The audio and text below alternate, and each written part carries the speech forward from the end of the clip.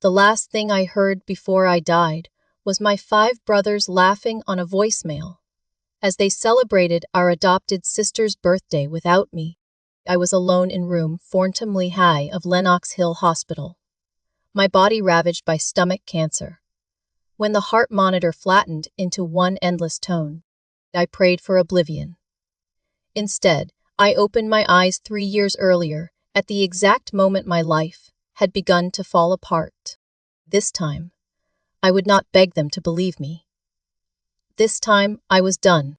The chandeliers of the Plaza Hotel blinded me for a fraction of a second.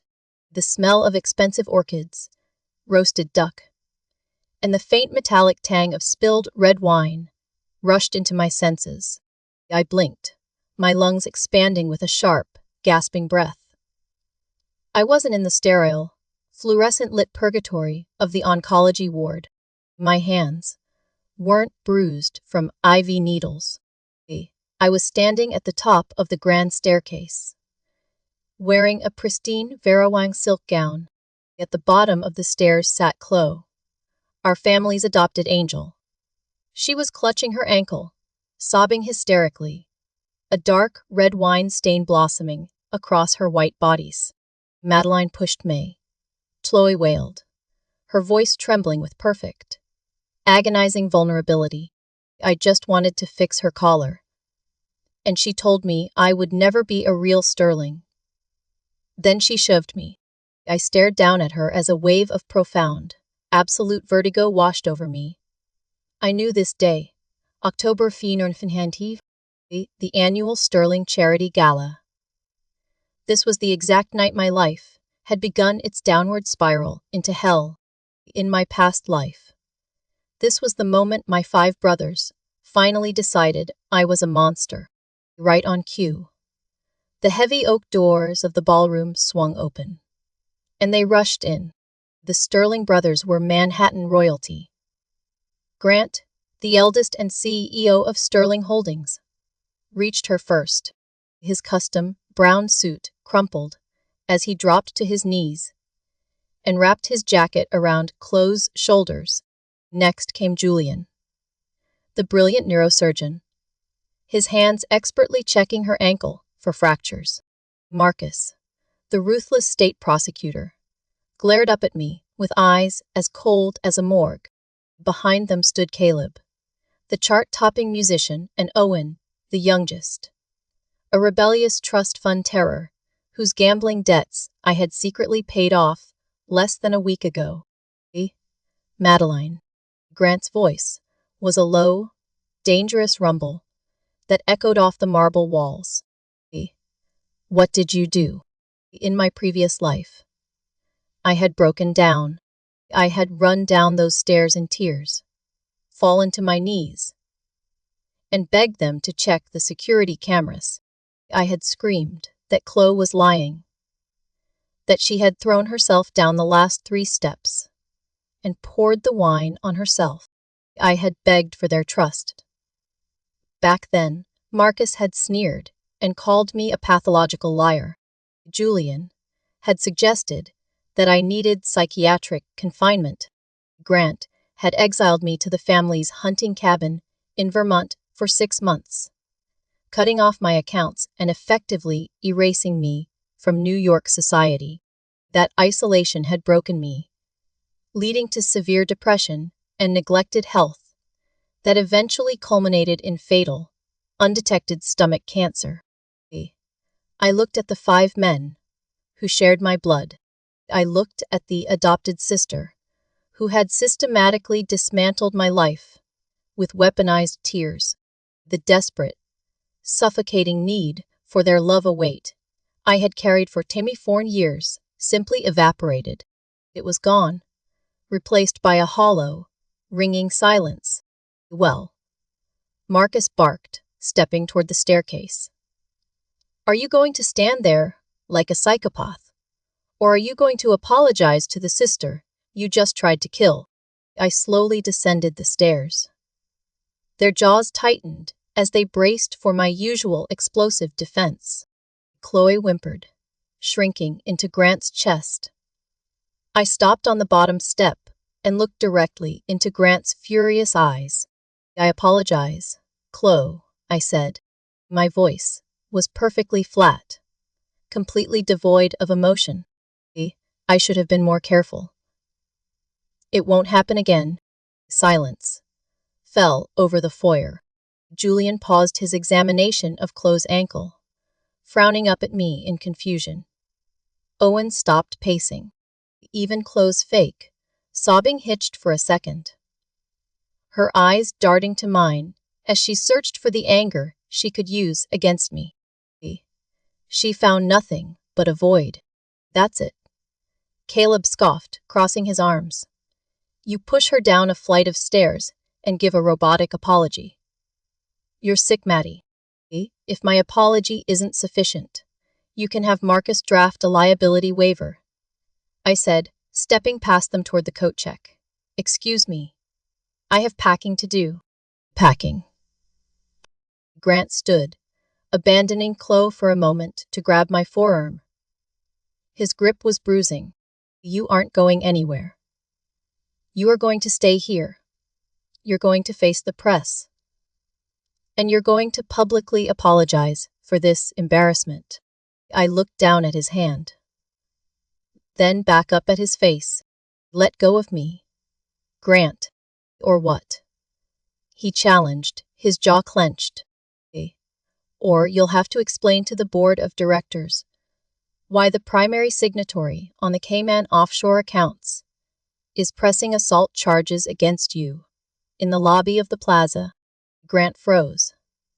His hand dropped as if I had burned him. None of the others knew about the Cayman accounts. They didn't know that for the last 3 years, I had been the shadow CFO of Sterling Holdings, working T&D-hour weeks to untangle the massive tax liabilities our late father had left behind. Grant got the magazine covers. I got the spreadsheets. Without another word, I walked out into the freezing October rain. I didn't wait for the family chauffeur. I hailed a yellow cab, something a Sterling was never supposed to do, and told the driver to take me to the Park Avenue penthouse. I had precisely 2 hours before they brought Chloe home. The penthouse was suffocating. Every piece of furniture, every painting was a testament to a family legacy I was no longer part of. I walked into my bedroom and pulled a single black duffel bag from the closet. I didn't touch the Channel suits, the Cartier watches, or the Birkin bags. I left the diamond tennis bracelet Grant had given me for my 21st birthday sitting on the vanity. I packed 3 pairs of jeans, a few plain sweaters, my laptop, and the legal documents proving my sole ownership of a small, discreet holding company I had created under the pseudonym Mr. Capital. Before leaving, I sat at my mahogany desk and wrote 5 letters. No, not letters. Resignations. To Grant. I left the decryption keys for the offshore accounts, along with a formal notice of my resignation from Sterling Holdings. To Julian, I left the unedited raw data from his clinical trials, the daddy I had spent countless nights organizing and fixing, because his research assistants were incompetent. To Marcus, I left a flash drive containing the background checks I had illegally procured for his upcoming mafia racketeering case. To Caleb, I left a notebook of sheet music for his next album, including lyrics I had written while he was passed out drunk in VIP clubs.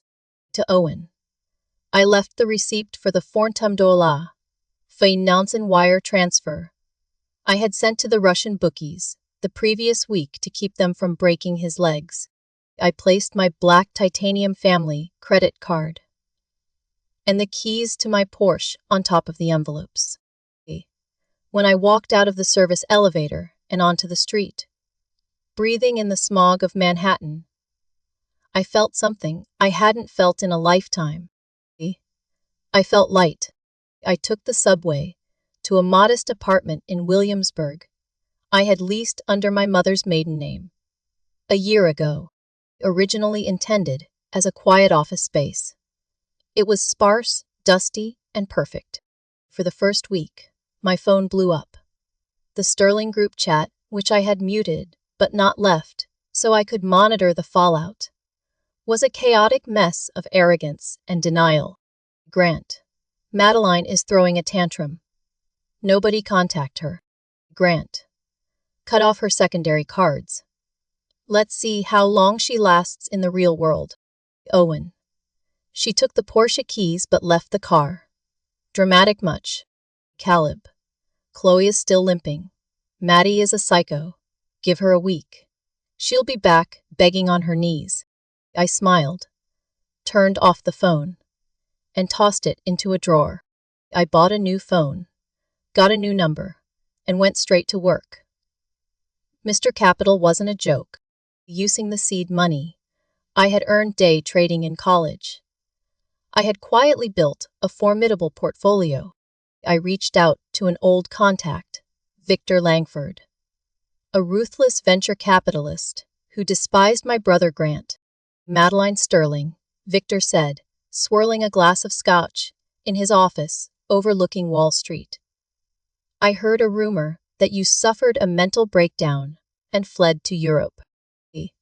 You shouldn't believe everything Grant leaks to Page 6. I replied, sliding a prospectus across his desk. I'm here to offer you a partnership. I know every vulnerability in Sterling Holdings' supply chain. I know which of their tech acquisitions are failing. We're going to short their stock. And then we're going to buy out their main competitor, Apex Dynamics. Victor looked at the numbers, his eyebrows rising. You're trying to destroy your own family's empire. I'm merely letting it collapse under its own weight. I corrected. I was the only one holding the pillars up. It took exactly 1 month for the reality of my absence to hit the Sterling brothers. It started with Owen.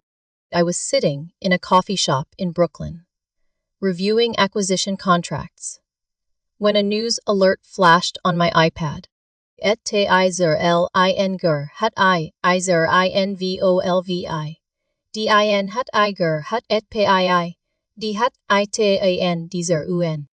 Owen had crashed his Aston Martin into a parked police cruiser outside a nightclub in Soho. In my past life, I had intercepted the police scanner, called our fixers, paid off the club owner for the security footage, and had Owen quietly checked into a luxury rehab center in Connecticut before the press even woke up. This time, nobody answered the panicked Bazar Summon M phone call. Owen was breathalyzed on the sidewalk in front of 50 paparazzi. The mug shot of my youngest brother, crying with a bloody nose, appeared on the front page of the New York Post. 2 days later, Caleb's highly anticipated single dropped. It was supposed to be the lead track from his album, without my edits, without the bridge I had spent 3 weeks composing. It was a messy, disjointed disaster. Rolling Stone gave it 1 star, calling it a lazy, narcissistic attempt at depth. But the real earthquake hit Grant, without me managing the shadow accounts. A massive discrepancy triggered an ISRET audit. Grant panicked. He tried to have Chloe fill my role. After all, she had a business degree from Columbia, paid for by my trust fund. But Chloe was a socialite, not a shark. While Grant was distracted, trying to clean up Owen's rare nightmare and Caleb's meltdown, Chloe botched the due diligence on a $130 million real estate acquisition in Dubai. She missed a crucial zoning clause. The deal fell through. The deposit was seized, and Sterling Holdings lost a massive chunk of liquidity. The brothers' arrogance finally broke. On a rainy Tuesday, 6 weeks after I walked out. I was stepping out of the Langford Enterprises building when a black Maybach pulled up to the curb. The door flew open. Grant stepped out. He looked awful. His usually perfect hair was unkempt, and dark bags shadowed his eyes. Madeline, he demanded, his voice cracking with a mixture of rage and desperate relief. Get in the car. I stopped on the sidewalk, adjusting my umbrella. I looked at him as if he were a stranger asking for directions. Can I help you? Mr. Sterling, drop the act, he snapped, grabbing the handle of my umbrella. Owen is facing 3 years in prison. The board is threatening a vote of no confidence against me. Because of Chloe's mistake, Julian's trials were rejected by the APDA. Because the paperwork was entirely wrong. You've made your point. You've punished us. Now get in the car and come home to fix this. I stared at his hand, gripping my umbrella. You misunderstand, I said softly, my voice cutting through the sound of the rain. I didn't do any of this to punish you, Grant. I did it because I no longer care whether you survive. I yanked the umbrella out of his grip. You told me to leave. I smiled a cold, genuine smile. So I did. Enjoy the mess. I hear Chloe is very good at giving apologies. Maybe she can give one to the FDA. I turned and walked away, leaving the great Grant Sterling standing paralyzed in the freezing rain. This was only the beginning. The cold rejection I handed Grant on that rain-slicked pavement was a catalyst. From the penthouse office of Langford Enterprises, my new war room, I watched the untouchable Sterling legacy begin to hemorrhage. My retaliation wasn't active sabotage. It was simply the withdrawal of my invisible shield. Marcus was the next to fall. He was prosecuting a career-defining racketeering case against the Romano crime syndicate. In my past life, I had spent hundreds of hours cross-referencing witness testimonies, uncovering a dirty cop on his witness list before the defense could weaponize it. This time, I left him to his own devices. On a crisp Tuesday morning, I watched the live broadcast of the trial on CNN. The defense attorney, a ruthless shark named Adrian Cross, absolutely eviscerated Marcus's star witness, proving the man had been bribed. Marcus stood at the prosecutor's table, his face draining of color, completely blindsided. The judge dismissed the charges with prejudice, publicly citing Marcus's gross negligence and prosecutorial incompetence. The mayor demanded his immediate resignation by nightfall. Then came Julian, the brilliant, arrogant neurosurgeon, without my meticulous restructuring of his clinical trial data. The APDA didn't just reject his experimental Alzheimer's drug. They launched a full federal investigation into his laboratory protocols. His funding, from the prestigious Prescott Foundation, was revoked overnight. Margaret Prescott, a notoriously strict philanthropist, released a public statement, severing all ties with him. The brothers were drowning, and their beloved adopted sister, Chloe, was doing nothing but throwing them anvils. Chloe was built for sunny days and gala photo ops, not the trenches of corporate warfare. As the family's assets were frozen and the public humiliation mounted, Chloe's sweet, innocent facade began to fracture. She hated the budget cuts. She despised that their private jet was grounded. My surveillance of Sterling Holdings' internal servers, a backdoor I had built years ago and conveniently forgot to mention in my resignation, flagged an interesting string of emails. Chloe was secretly negotiating with an offshore shell company She was attempting to sell Sterling Holdings' proprietary logistics algorithms for a fraction of their worth, asking for the money to be wired into a private Swiss account under her biological mother's name. She was jumping ship, and she was going to sink the family to do it. The twist was that the shell company she was blindly selling the secrets to was a subsidiary of Mr. Capital. She was selling my family's legacy directly to me. I printed the email threads, the wire transfer requests, and the IP logs. Then I placed them in a sleek manila folder. The climax of this tragedy was rapidly approaching. A week later, the Sterling Board of Directors called an emergency shareholder meeting at the Waldorf Astoria. The agenda was singular: a vote of no confidence to forcibly remove Grant as CIO and liquidate the company's remaining viable assets to avoid bankruptcy.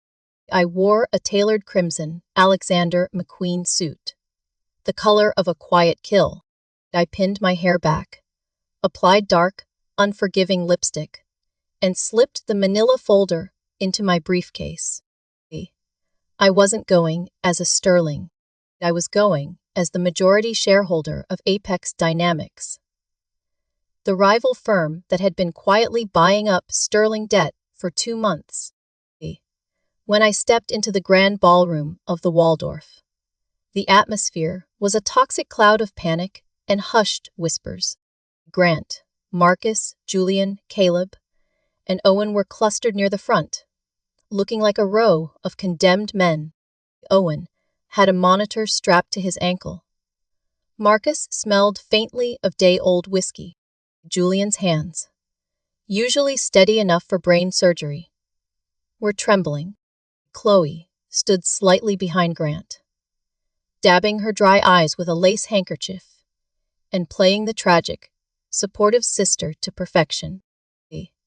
As I walked down the center aisle, the room went dead silent. Madeline. Grant gasped, stepping forward. For a split second, a pathetic glimmer of hope ignited in his bloodshot eyes. He thought I had come to save him. You're here. God, Maddie, you're here. We can fix this. If you talk to the board, I'm not here to speak on your behalf. Mr. Sterling, I interrupted, my voice amplified by the room's acoustics. I didn't look at him as a sister. I looked at him as an executioner. I took my seat at the front table, explicitly reserved for the primary debt holders.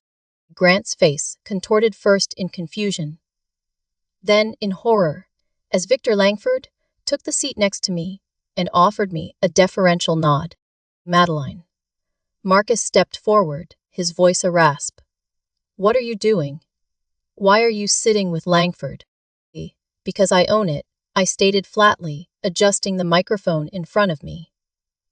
Or rather, Capital owns the majority stake in Apex Dynamics, which as of this morning holds 70% of Sterling Holdings' corporate debt. I am here to oversee the liquidation. The collective gasp from the shareholders was deafening. You. Julian whispered, his voice trembling so violently that it barely carried over the murmurs of the stunned shareholders.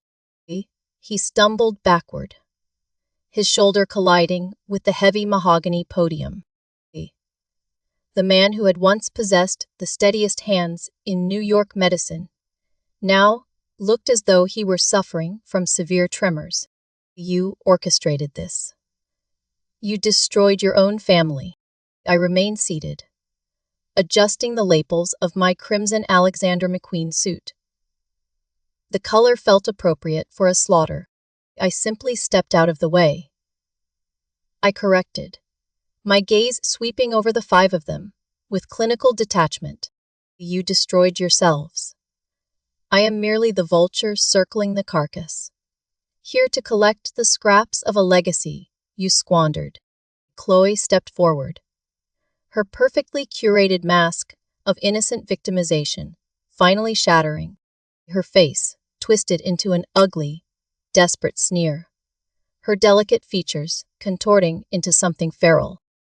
"You're a monster, Madeline," she shrieked, the sound echoing harshly off the gold leaf ceilings. "You've always been jealous of me. You're doing this because they chose me, because they loved me more." I looked at Chloe and felt an overwhelming, hollow wave of absolute apathy.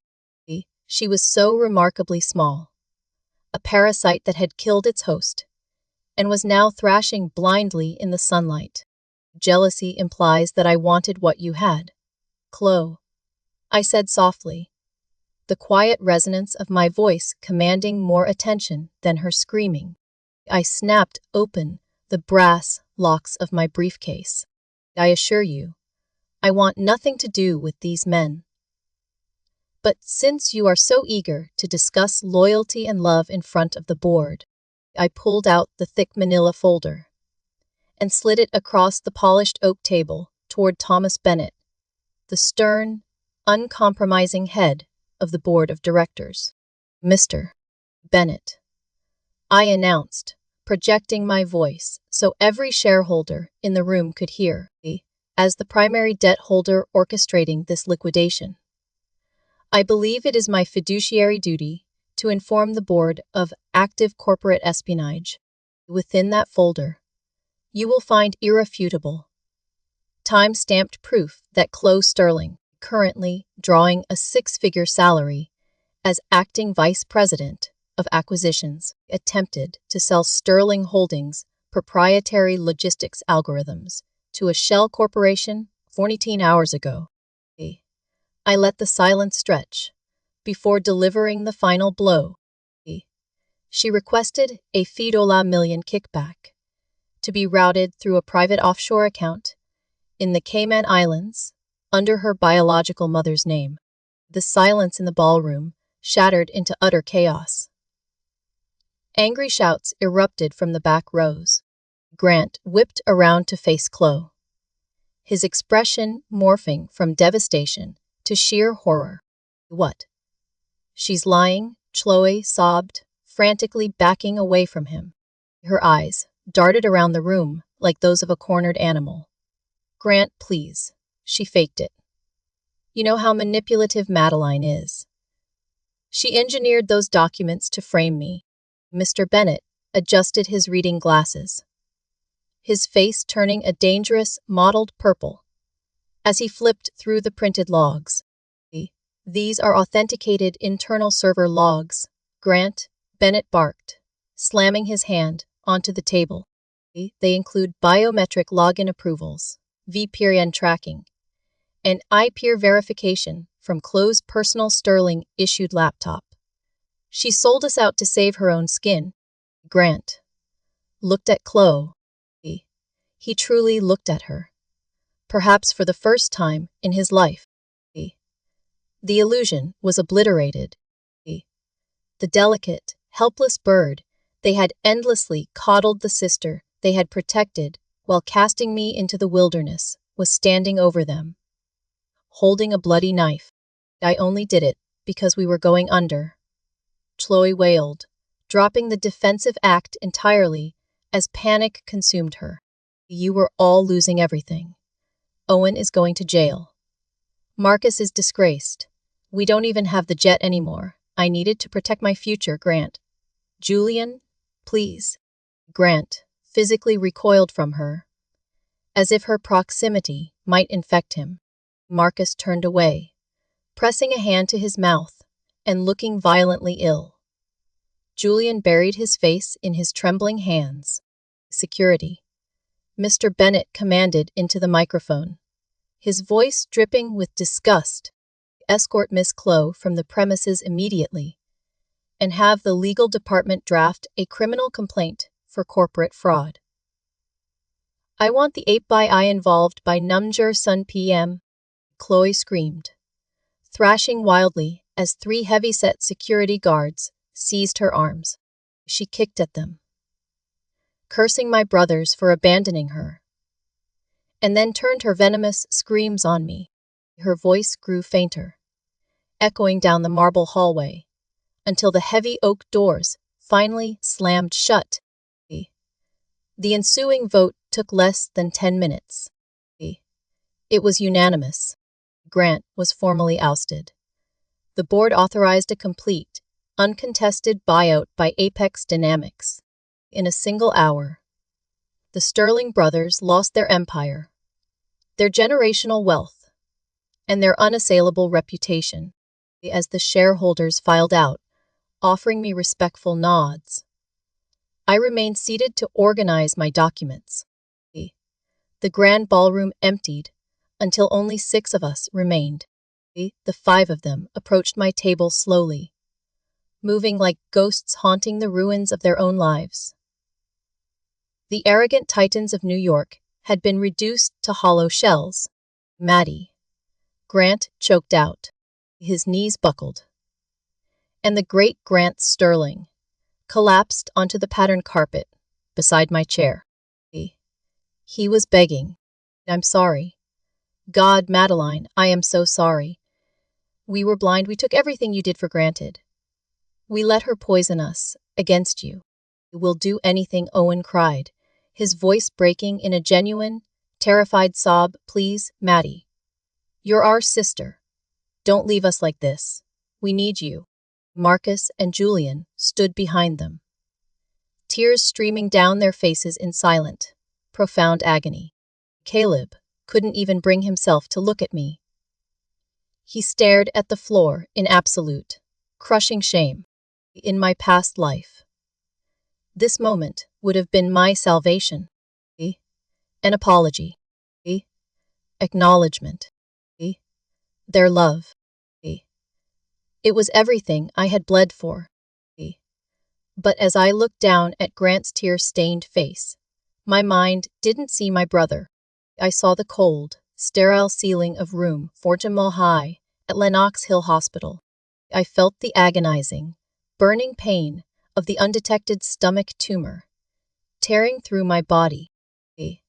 I remembered pressing play on my phone with shaking, bruised fingers, and listening to them laugh and clink champagne glasses in the background of a voicemail celebrating Chloe, while I took my final, agonizing breath in complete isolation. Get up, Grant, I said, my voice completely devoid of warmth or malice. Just emptiness. You're ruining an expensive suit. He froze, looking up at my unyielding expression, and searching desperately for a flicker of the sister who used to fix his mistakes. He found nothing. You want forgiveness? I asked, snapping the brass locks of my briefcase shut with a sharp click. You have it. I forgive you. All of you. A collective breath of desperate relief shuddered through them. Grant reached out a trembling hand to grasp mine. I stepped back, entirely out of his reach. But forgiveness does not mean reconciliation. I continued, my words dropping like shards of ice onto the floor between us. You learn my worth only after I vanished. But the tragedy of this story is that by the time you finally figured it out, I had already learned yours. I looked at them, one last time. 5 broken strangers, who happened to share my DNA. Do not call me. Do not look for me. As of today, Madeline Sterling is dead. I turned and walked down the center aisle of the Waldorf ballroom. The heavy oak doors swung open for me, revealing the bright, blinding sunlight of a clear Manhattan afternoon. I didn't look back. I didn't need to. I had an empire to run and a life to live. And for the first time in 2 lifetimes, I was finally, truly free. Madeline's freedom did not come from watching her brothers lose everything. It came from finally understanding that love, without trust, gratitude, or respect, is only another form of captivity. For years, she confused being needed with being valued. while every crisis she solved taught her family that they could depend on her strength without ever protecting her heart. Their collapse exposed the truth. They had mistaken her devotion for an obligation, and she had mistaken their dependence for love. Forgiveness allowed Madeline to walk away without carrying their cruelty into her future. But reconciliation would have required accountability. They offered only after the consequences reached them. Sometimes the strongest boundary is not revenge. It is the decision to stop abandoning yourself for people who repeatedly abandon you. Others may recognize your worth only after your absence. But healing begins when you stop waiting to be chosen and finally choose yourself.